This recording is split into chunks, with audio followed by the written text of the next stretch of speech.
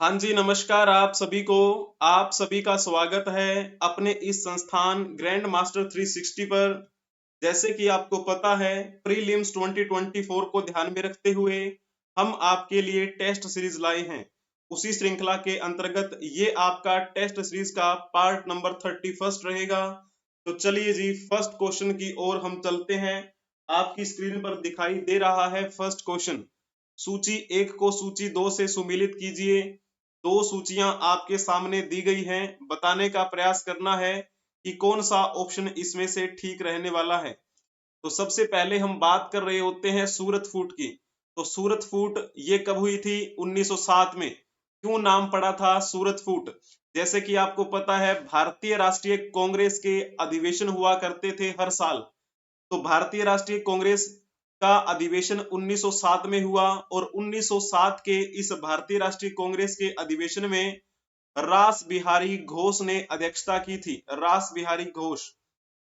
बिहारी घोष की अध्यक्षता में हो रहे इस 1907 के अधिवेशन में भारतीय राष्ट्रीय कांग्रेस के दो भाग हो गए, यानी कि दो दलों में विभाजित हो गई भारतीय राष्ट्रीय कांग्रेस।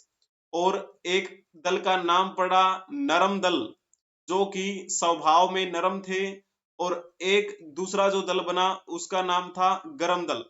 तो भारतीय राष्ट्रीय कांग्रेस इस सूरत के अधिवेशन में दो दलों में विभाजित हो गई, यानी कि उनमें फूट पड़ गई। इसी वजह से इसे सूरत फूट का नाम दिया जाता है। हालांकि इस हम विभाजन की बात करते हैं तो विभाजन की शुरुआत तो मान के चलो 1905 में ही हो गई थी। वैसे 1905 में आपको पता है भारतीय राष्ट्रीय कांग्रेस का अधिवेशन बनारस में हुआ था, और उस बनारस अधिवेशन में अध्यक्षता की थी गोपाल कृष्ण गोखले ने। ठीक है, तो उनकी अध्यक्षता में हो रहे इस बनारस अधिवेशन में बाल गंगाधर तिलक ने क्या किया था? बाल गंगाधर तिलक ने उदारवादियों की याचिका और याचना की नीति का कड़ा विरोध किया था। यानी कि ये जो विरोध है वो तो झलकने लगा था 1905 में ही, लेकिन 1907 में ये विरोध बिल्कुल मुखर तरीके से सामने आया और भारतीय राष्ट्रीय कांग्रेस के टुकड़े हो गए, यानी कि उसमें फूट पड़ गई। इसी वजह से इसे नाम दिया गया सूरत फूट। अब जैसे बात करते हैं सांप्रदायिक पंचांग की घोषणा। ये कब की बात है? आप कहेंगे ये 1932 की बात है। सांप्रदायिक पंचांग की घोषणा किसने की थी? तो ब्रिटिश प्रधानमंत्री रैमजे मैकडोनाल्ड, या कभी कभी राम से मैकडोनाल्ड भी लिखा आपको मिलेगा। तो रैमसे मैकडोनाल्ड ने 16 अगस्त 1932 को सांप्रदायिक पंचांग की घोषणा की।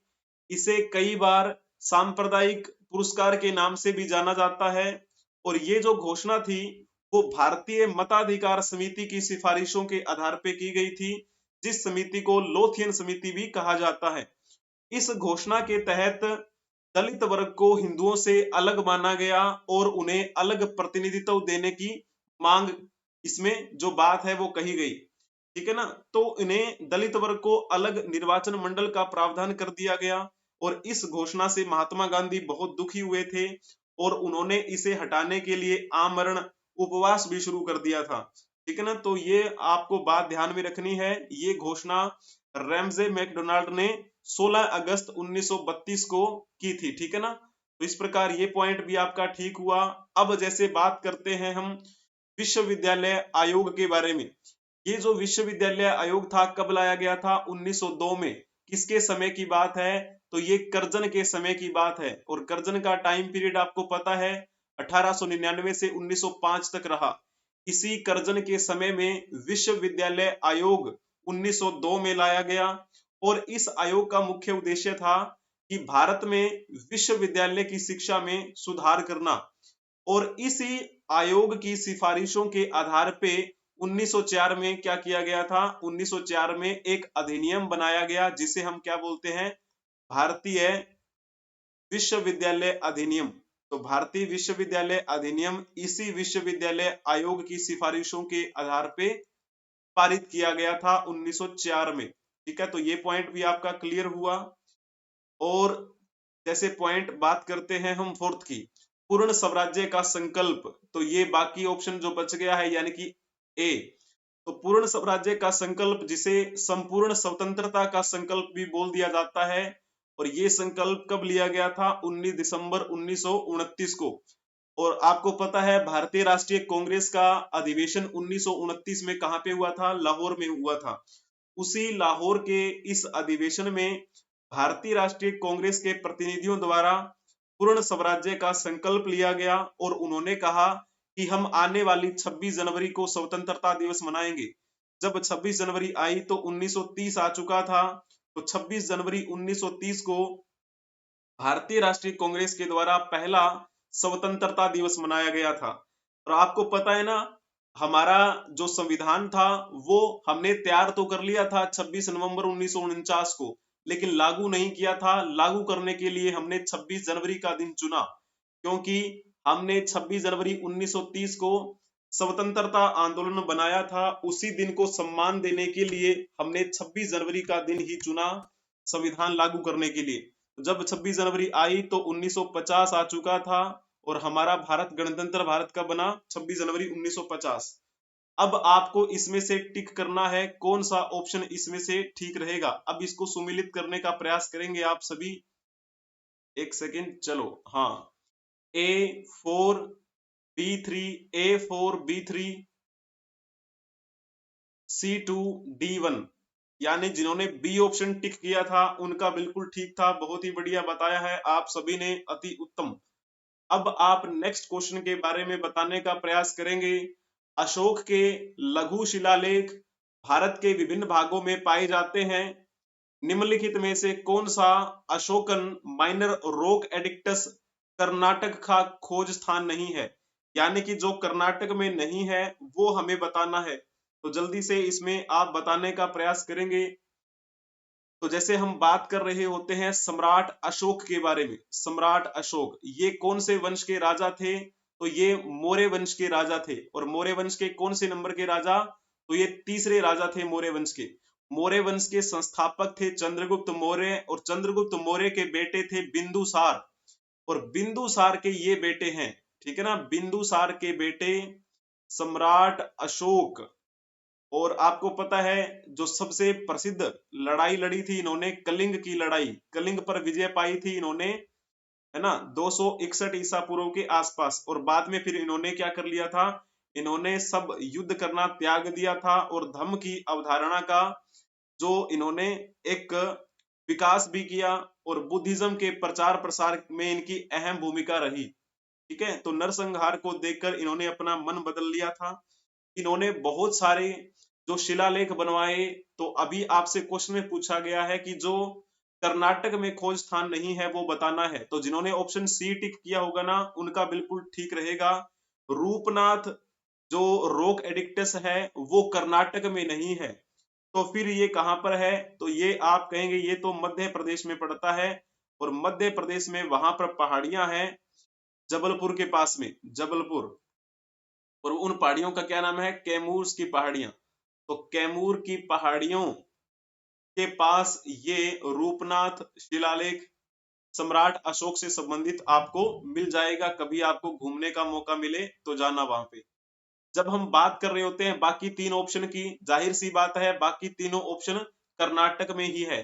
तो ब्रह्मगिरी की जब बात कर रहे होते हैं तो ये कर्नाटक के चित्रदुर्ग जिले में आपको मिलेगा, चित्रदुर्ग जिला कर्नाटक। ठीक है, और जब बात करते हैं गवी मठ के बारे में, ये गवी मठ भी आपका कर्नाटक में ही है। और ये कौन से जिले में है? तो ये कोप्पल जिले में है, कोप्पल जिला कर्नाटक में। फिर बात करते हैं ऑप्शन डी के बारे में, मास्की अभिलेख। ये मास्की अभिलेख भी आपको कहां पर मिलेगा? ये भी कर्नाटक में मिलेगा। और कौन से डिस्ट्रिक्ट में? तो नाम आता है उस डिस्ट्रिक्ट का रायचूर, रायचूर जिला कर्नाटक। तो तीन जो है वो तो कर्नाटक में है। और आपसे प्रश्न पूछा गया था कि कर्नाटक में जो नहीं है वो बताना था। तो आपने अगर ऑप्शन टिक किया है सी रूपनाथ रॉक एडिक्टस तो आपका बिल्कुल ठीक रहेगा। ठीक है ना। तो इनके पिता का नाम क्या था? बिंदुसार, और इनकी माताजी का नाम क्या था? सुभ्रदांगी, सुभ्रदांगी। चंद्रगुप्त मौर्य के ये पौत्र थे और काफी प्रसिद्धि इन्होंने हासिल की अपने समय में। देवनाम प्रिय अशोक इनके बारे में कहा जाता है। इनको क्या बोला जाता है? देवनाम प्रिय, देवानाम प्रियम। यानी कि देवता को प्रिय। तो यहाँ पे आपको पता लगता है कि हिंदुइज्म के बारे में भी इनकी सोच ज्यादा बुरी नहीं थी। हाँ, हालांकि बाद में इन्होंने बुद्धिज्म को अपना लिया था। चलो अब इसके बारे में आप बताने का प्रयास करेंगे। नेक्स्ट क्वेश्चन आपको दिखाई दे रहा होगा, निम्नलिखित कथनों पर विचार करें और दो कथन दिए गए हैं, उनमें से बताना है कि सही कौन सा है। तो जैसे हम बात कर लेते हैं, मगध के सबसे प्राचीनतम वंश का संस्थापक बृहद्रथ था, क्या ये बात ठीक है? आप कहेंगे जी हाँ, ये बात बिल्कुल ठीक है। जब हम मगध की बात कर रहे होते हैं, मगध का एक सुव्यवस्थित ढंग से सबसे प्राचीनतम वंश कौन सा माना जाता है, तो उस वंश का नाम है बृहद्रथ वंश। तो इस वंश का नाम बृहद्रथ वंश क्यों पड़ा? क्योंकि इसका संस्थापक का नाम ही था बृहद्रथ। और ये बृहद्रथ, इसके बारे में आप जानते होंगे, इसके बृहद्रथ के पिता का नाम क्या था? चेदिराज वसु। चेदिराज वसु का बेटा था ये, और इसका फिर एक बेटा हुआ, उस बेटे का नाम क्या रखा गया था? जरासंध। आप ये कह सकते हैं कि जरासंध का पिता बृहद्रथ मगध के सबसे प्राचीनतम वंश का संस्थापक था। जरासंध का पिता। जरासंध की और भीम की कहानी तो आपने पढ़ी ही होगी, है ना? महाभारत काल में आपको इनके बारे में पढ़ने को मिल जाएगा। और जरासंध की शादी किसके साथ हुई थी? तो जरासंध की शादी हुई थी कंस की बहनों के साथ, है ना? कंस की बहन, यानी कि ये कंस के जीजा थे। इस प्रकार आपको ये बात ध्यान में रखनी है। और इस पूरे वंश में, यानी कि बृहद्रथ वंश में सबसे प्रतापी राजा जरासंध ही हुए। और जरासंध ने काशी, कौशल, चेदी, मालवा, विदेह, अंग, वंग, कलिंग, कश्मीर, गंधार सभी राजाओं को पराजित किया था, ऐसा कहा जाता है। और भगवान कृष्ण की सहायता से जो पांडव भीम थे, उन्होंने मार दिया था जरासंध को, है ना? तो इस बृहद्रथ वंश में सबसे अंतिम राजा कौन हुए थे? तो नाम आता है रिपुंजय। रिपुंजय। और फिर रिपुंजय जो अंतिम राजा थे इस वंश के, इन्हीं रिपुंजय के दरबार में इनके मालिक रहा करते थे पुलीक नाम के। और पुलीक ने क्या कर दिया? अपने राजा को मार दिया और अपने बेटे को गद्दी पर बिठा दिया। और उस बेटे का नाम क्या था? प्रद्योत। और प्रद्योत जब गद्दी पर बैठा तो एक वंश की शुरुआत हुई, जिसे हम प्रद्योत वंश की एक कहानी पढ़ देते हैं ना, प्रद्योत वंश। तो प्रद्योत वंश फिर शुरू हुआ। और इसी प्रद्योत वंश के दरबार में जब हम देखते हैं, महीय महीय जो थे, महीय नाम के एक व्यक्ति, उन्होंने पुलीक को भी मार दिया और पुलीक के बेटे को भी मार दिया, ऐसा कहा जाता है। और फिर बिंबिसार की एंट्री होती है, और यही बिंबिसार जो थे, उन्होंने हर्यक वंश की स्थापना की थी। यानी कि आपसे पॉइंट दूसरा देख लीजिए, मगध में हर्यक वंश का संस्थापक बिंबिसार था, ये भी बात बिल्कुल ठीक है। तो बृहद्रथ वंश, प्रद्योत वंश, और फिर आता है हर्यक वंश। इस हर्यक वंश की स्थापना किसने की थी? बिंबिसार ने। बिंबिसार के बारे में थोड़ा सा अगर हम जाने, तो बिंबिसार ने राजधानी किसे बनाया था? राजगृह, ठीक है, या फिर इसे हम क्या बोलते हैं? गिरिव्रज। गिरिव्रज ये बिंबिसार की पहली राजधानी थी। और बिंबिसार ये बुद्धिज्म के अनुयायी थे, लेकिन कहा जाता है कि इन्होंने अपनी रानी चेलना के उपदेशों से प्रभावित होकर जैन धर्म को स्वीकार कर लिया था। और इनका साम्राज्य विस्तार करने का फंडा क्या था? शादियां करना, यानी कि विवाह करना। और कहा जाता है कि बिंबिसार ने अपने समय में 500 शादियां की थी। अपने साम्राज्य का विस्तार करने के लिए शादियों का सहारा लिया, यानी कि विवाह किए बहुतायत मात्रा में, ठीक है। और जैसे एक विवाह बड़ा प्रसिद्ध रहा, तो वो था कौशल। तो कौशल की एक राजकुमारी हुआ करती थी कोसला देवी, कोसला देवी से शादी की। और एक लिच्छवी परिवार की राजकुमारी थी चेलना। तो चेलना, जैसे मैंने अभी बताया था, चेलना के उपदेशों से प्रभावित होकर इन्होंने जैनिज्म को स्वीकार किया था। और बिंबिसार ने क्या किया था? पंजाब में स्थित मद्र शाही घराने में भी एक राजकुमारी से शादी की थी, जिसका नाम था खेमा। तो इस प्रकार से कई जो शादियां की थी 500 के आसपास। इसी बिंबिसार का एक बेटा था अजात शत्रु, जिसे हम कुणिक के नाम से जानते हैं। और उसने गद्दी हासिल करने के लिए अपने पिता यानी बिंबिसार को मार दिया, ऐसा अंत हुआ था। और ये जो बिंबिसार हैं वो महात्मा बुद्ध के समकालीन थे। महात्मा बुद्ध की एक बार तबीयत खराब हो गई थी ऐसा कहा जाता है, तो बिंबिसार ने अपने एक जो इनका दरबारी वो होता है चिकित्सक, तो उनको सेवा करने के लिए भेजा था कि वो जाकर महात्मा जो बुद्ध हैं उनकी सेवा करें, ठीक है ना। तो उनका नाम क्या था, वो चिकित्सक कौन थे, तो जीवक नाम था उनका, जीवक। तो जीवक इनके दरबारी चिकित्सक थे जिनको भेजा गया था महात्मा बुद्ध की सेवा करने के लिए। अब आप इसके बारे में बताने का प्रयास करेंगे। सुप्रसिद्ध चित्र बनी ठनी किस शैली का है, आपके सामने ऑप्शन दिया गया है, बताने का प्रयास करेंगे। ये आपका क्वेश्चन यूपीएससी में पूछा गया था, ठीक है, यूपीएससी 2018 की बात है। तो सुप्रसिद्ध चित्र बनी ठनी किस शैली का है, जिन्होंने लिखा होगा ना किशनगढ़ शैली, उनका बिल्कुल ठीक रहेगा। बनी ठनी जो शैली है किशनगढ़ शैली, यानी कि ये एक हमारी भारतीय चित्रकला की शैली है, चित्रकला। और ये भारतीय चित्रकला बनी ठनी किस शैली में आपको दिखने को मिलेगी, किशनगढ़ शैली में। जब हम बात कर रहे होते हैं ये चित्रकला यानी कि बनी ठनी, ये किसने बनाई थी, ये चित्रकला बनाई थी, चित्रकार थे एक बड़े प्रसिद्ध जिनका नाम था निहाल चंद। तो निहाल चंद ने इस पेंटिंग को बनाया और इस बनी ठनी नामक पेंटिंग को क्या नाम दिया गया था, भारतीय मोनालिसा कहा गया, भारतीय मोनालिसा। आपको पता है पूरे विश्व में अगर पेंटिंग की बात की जाए तो सबसे प्रसिद्ध नाम आता है मोनालिसा की पेंटिंग का। तो इस बनी ठनी को क्या नाम दिया गया था, भारतीय मोनालिसा कहा गया। बनी ठनी किशनगढ़ रियासत के तत्कालीन राजा सावंत सिंह की प्रेमिका तथा उच्च कोटि की कवित्री थी वो, सावंत सिंह, है ना। बनी ठनी कौन थी, किशनगढ़ रियासत के राजा सावंत सिंह की प्रेमिका थी वो, है ना, और एक अच्छी कवित्री भी थी बनी ठनी। उन्हीं का चित्र बनाया था इसने, निहाल चंद ने। इस प्रकार आपको ये बात ध्यान में रखनी है। चलो जी, अब हम नेक्स्ट बात करते हैं।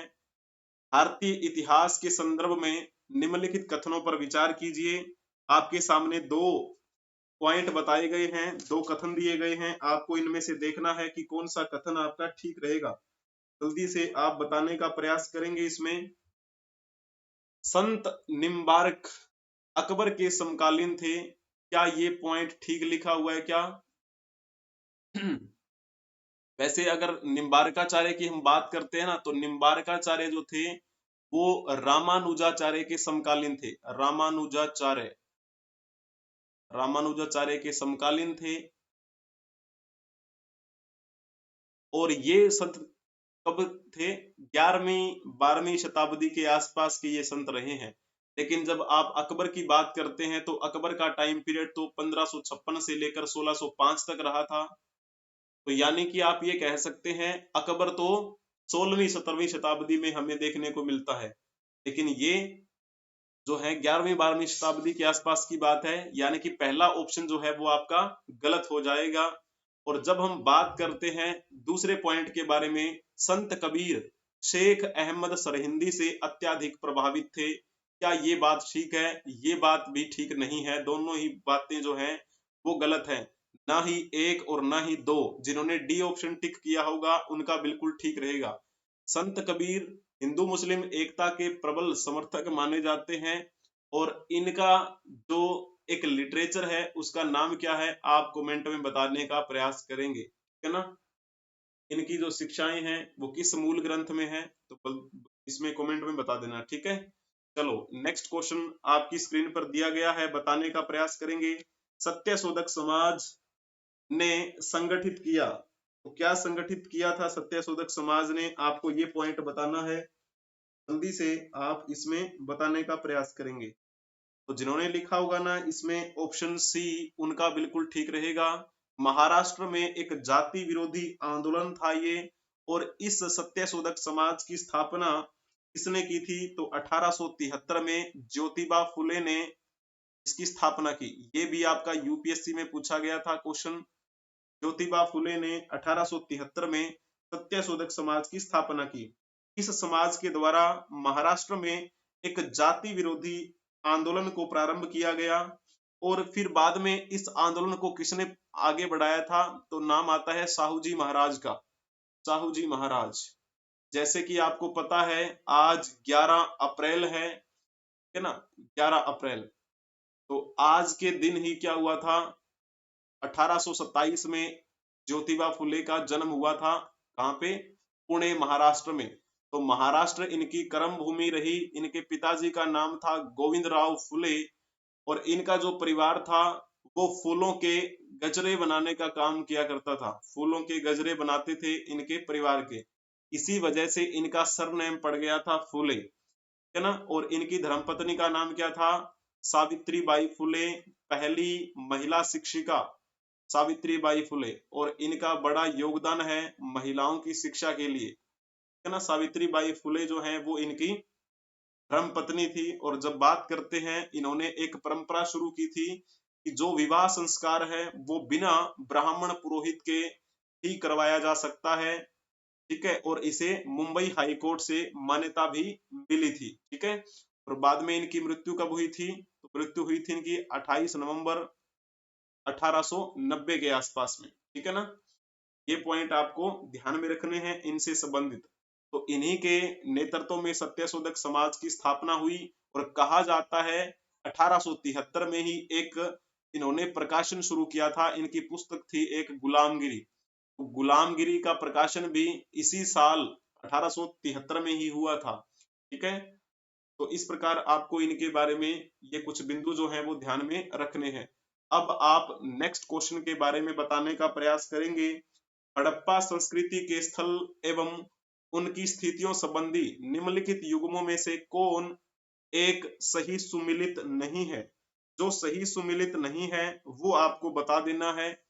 तो हड़प्पा सभ्यता की बात करते हैं तो आपको पता है इसका विस्तार लगभग आप मान के चलते हैं कि 13 लाख वर्ग किलोमीटर में फैला हुआ था। तो इसमें देख लीजिए, पहले आलमगीरपुर उत्तर प्रदेश में है। आप कहेंगे जी हाँ ये पॉइंट तो ठीक लिखा हुआ है, एक सेकंड, हमें गलत है वो टिक करना है, ठीक है ना। बनावली हरियाणा में है, दूसरा ऑप्शन देखिए, ये बात भी बिल्कुल ठीक है। दाइमाबाद महाराष्ट्र में है, ये बात भी ठीक है। तो राखीगढ़ी राजस्थान में है, ये बात ठीक नहीं है, यानी कि ये सही सुमिलित नहीं हो रहा है। तो आपको टिक करना था यही। राखीगढ़ी फिर कहाँ पे है, राखीगढ़ी हरियाणा में है, ठीक है ना, ये राजस्थान में नहीं है।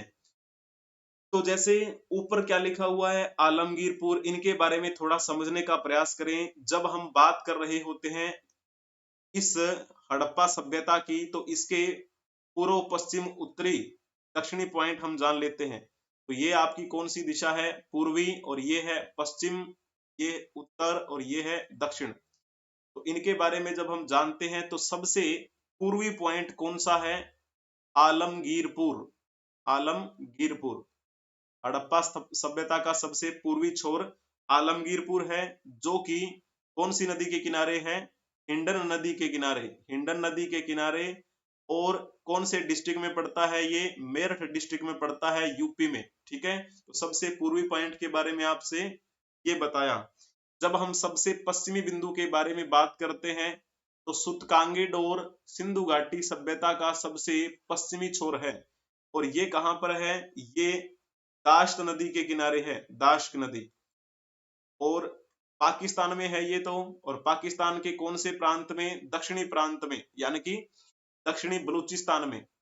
बलूचिस्तान प्रांत है, उस बलूचिस्तान के दक्षिणी भाग में ये स्थान आपको देखने को मिलेगा। वर्तमान में ये पाकिस्तान में है। और जैसे हम बात कर रहे होते हैं सबसे उत्तरी छोर की, तो उसका नाम आता है मांडा। और मांडा कहाँ पे है, ये है आपका जम्मू एंड कश्मीर में। कौन सी नदी के किनारे, तो नाम आता है चेनाब नदी। चेनाब नदी वही है जिसे वैदिक काल में अश्किनी के नाम से जाना जाता था, ठीक है। और सबसे हम बात जब करते हैं दक्षिणतम बिंदु की, तो नाम आता है दैमाबाद, या फिर दाइमाबाद भी लिखा हुआ आपको मिलेगा। ये दाइमाबाद कौन सी नदी के किनारे है, तो नदी का नाम आए तो लिख देना प्रवरा नदी। और ये प्रवरा नदी गोदावरी नदी की सहायक नदी है, ठीक है। गोदावरी नदी की सहायक नदी प्रवरा के किनारे बसा हुआ था कभी ये दैमाबाद, जिसके हमें अवशेष मिलते हैं वर्तमान में। और ये दैमाबाद कौन से राज्य में है, तो आप कहेंगे महाराष्ट्र में है। तो इस प्रकार जो आपसे क्वेश्चन में पूछा गया था। अब आप देख पा रहे होंगे आलमगीरपुर उत्तर प्रदेश में है, दाइमाबाद महाराष्ट्र में है। ठीक है, तो इस प्रकार आपको ये बिंदु ध्यान में रखने हैं। अब आप नेक्स्ट क्वेश्चन के बारे में बताने का प्रयास करेंगे। इसमें बड़ा आसान सा क्वेश्चन है, ज्यादा मुश्किल नहीं है। ये भी आपका यूपीएससी में पूछा गया था, 2019 के आसपास की बात है। तो इसमें बताइए, प्रसिद्ध स्थान और नदियों के नाम लिखे हुए हैं, आपको सुमिलित करना है, जल्दी से सुमिलित कीजिए। पंढरपुर की जब हम बात करते हैं तो क्या ये चंद्रभागा नदी के किनारे है क्या? आप कहेंगे जी हाँ, ये चंद्रभागा नदी के किनारे ही है। ठीक है ना, चंद्रभागा नदी के किनारे कौन से राज्य में है? जब आप महाराष्ट्र में जाएंगे ना, महाराष्ट्र, तो महाराष्ट्र में एक जगह पड़ती है शोलापुर। उसी शोलापुर के पास में ये एक धार्मिक स्थान है जो चंद्रभागा नदी के किनारे बसा हुआ है। और जब हम दूसरे की बात कर रहे होते हैं, तिरुचिरापल्ली, तिरुचिरापल्ली ये कहाँ पे है आपका? क्या ये कावेरी नदी के किनारे है क्या? तो आप इसमें क्या पॉइंट टिक करेंगे कि हाँ, ये कावेरी नदी के किनारे ही बसा हुआ है। और कहाँ पे? तमिलनाडु में है, ये तमिलनाडु। ठीक है ना। और एक पॉइंट और बच गया आपका, वो है हम्पी। हम्पी के बारे में तो आप बखूबी जानते हैं, ये आपका यूनेस्को के द्वारा विश्व धरोहर स्थल घोषित किया गया और हमारा राष्ट्रीय स्तर का भी ये स्थल घोषित किया जा चुका है ना। हम्पी कभी विजयनगर साम्राज्य की राजधानी थी। और ये हम्पी कौन सी नदी के किनारे है? मालप्रभा के नहीं है, ठीक है ना, ये गलत है। तो फिर कौन सा आएगा इसमें? आप कहेंगे ये तुंगभद्रा नदी के किनारे बसा हुआ एक प्राचीन प्रसिद्ध क्षेत्र है, तुंगभद्रा नदी। मालप्रभा नहीं होगा, यानी कि आपके जो सुमिलित हो रहे हैं ना, वो पहला हो रहा है, ठीक है, और दूसरा हो रहा है, यानी कि 1 और 2 जिन्होंने टिक किया होगा ना ऑप्शन ए, उनका बिल्कुल ठीक रहेगा। क्योंकि ये हम्पी मालप्रभा के किनारे बसा हुआ नहीं है, तो इन्होंने ए ऑप्शन टिक किया होगा, उनका बिल्कुल ठीक रहेगा। बहुत ही बढ़िया बताया है सभी ने। अब आप नेक्स्ट क्वेश्चन के बारे में बताने का प्रयास करेंगे। बुद्ध में देवता रोपण, बोधिसत्व के पथ पर चलना, मूर्ति उपासना तथा अनुष्ठान, ये जो 3 पॉइंट बताए गए हैं, आपको बताना है इनमें से कौन सी विशेषता या विशेषताएं महायान बौद्ध मत की है। तो आप इसमें से बताने का प्रयास करेंगे वो महायान के बारे में। तो जैसे हम बात कर रहे हैं बुद्धिज्म की, बौद्ध धर्म के बारे में जब बात करते हैं, तो आपको पता है ना, इनकी 4 संगीतियां हुई थी, टोटल 4 संगीतियां। तो चौथी बौद्ध संगीति की जब हम बात करते हैं, ये 78 ईस्वी में हुई।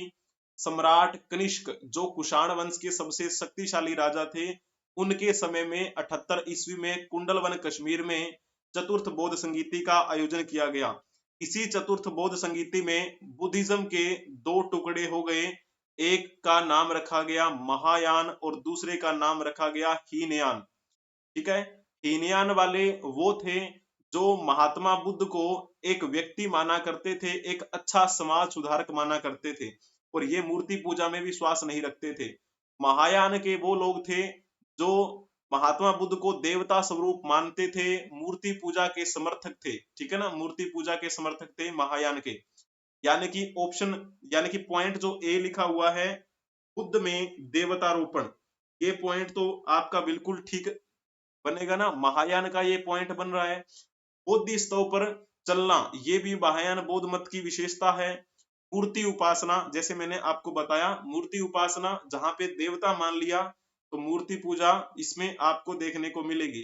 तो तीनों के तीनों जो पॉइंट हैं वो महायान बौद्ध मत की विशेषताएं हैं। ठीक है ना। तो साथ में बोधिसत्व के पथ पर चलने की भी बात इसमें मिलती है हमें। ठीक है, तो ये हुई आपकी बुद्धिज्म से संबंधित बात।